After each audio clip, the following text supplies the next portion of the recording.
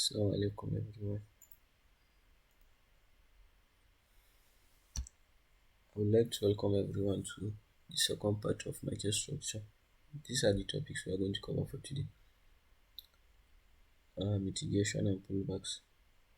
What are mitigation or pullbacks? Sorry, what is a pullback? Let me try and define what a pullback is before I define what mitigations are. A pullback occurs when market is heading towards a direction. Let's say market is moving in an uptrend. Whenever you look at the chart or you look at the candle, you tend to notice that market rallies downwards also. So this downward movement meaning to market moving in an opposite direction of its present trend, that's what we call a pullback.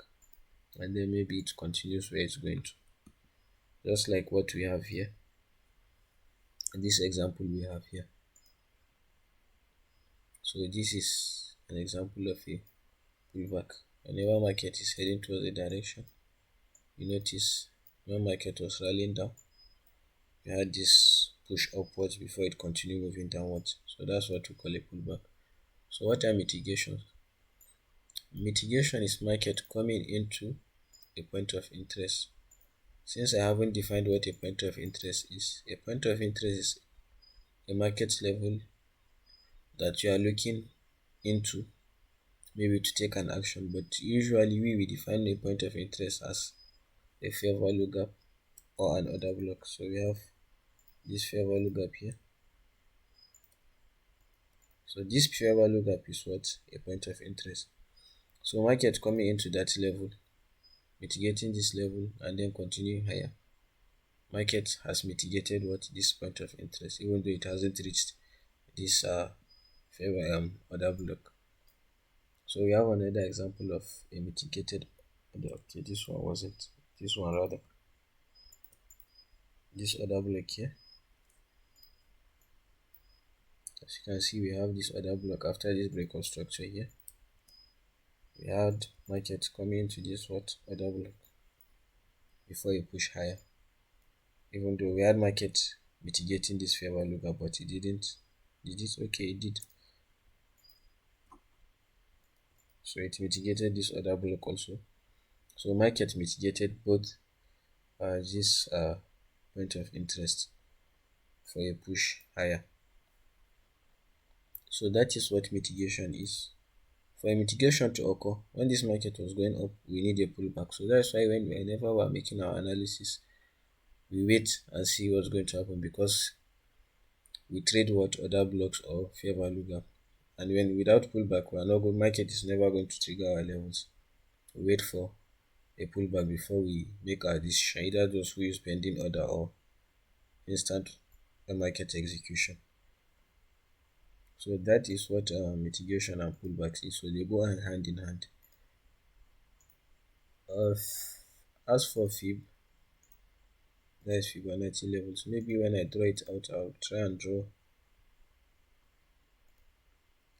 I use Fibonacci to measure where I'm expecting a continuation. So like this now, as this was rallying higher, we had a pullback coming into this fair value gap or mitigating this fair value gap. So I'll be anticipating a reaction from this 0.5 level, then a continuation. And then where do I make my measurements? I measure a leg. So from this, a swing low to a swing high.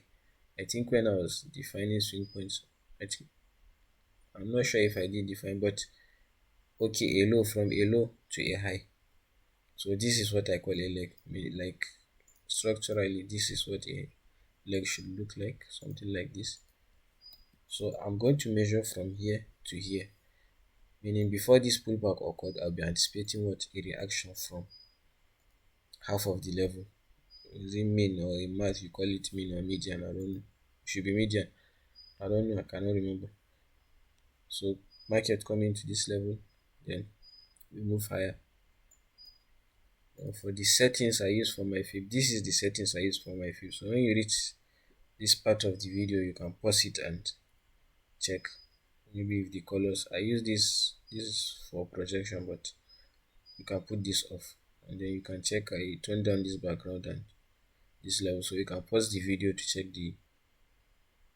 But I don't use this often because we usually have a point of interest market comes into for me to use as a support. So it's not necessarily you have to use your Fibonacci. So I'm not going to waste any time there. We have what we call flip. A flip occurs after a break of structure. I'm going to do something like this. So this is a break to the downside. Yeah. But if I draw it out, I can use this level as what? As a resistance. I can use this as a resistance because I will be anticipating market from this level when it comes back into this old swing point that has been violated. Coming back here, I can use it as a what? Resistance level to go higher. So likewise, when I'm going higher, maybe market come giving me a break of structure. So I can draw this out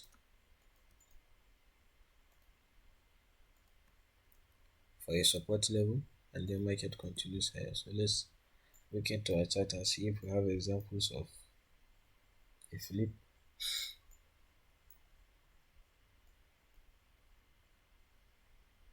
As you can see, I have this point here. I can draw this out. When market was heading towards this level, we had this level as support. So I can use this as flip. And then I have this swing point here, which I can also use as a what? As a support for buys.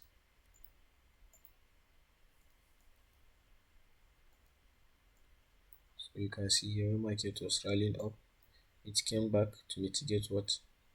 This point of interest.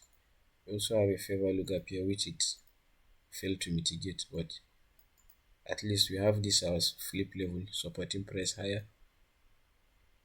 So that's what I use my flip zones for.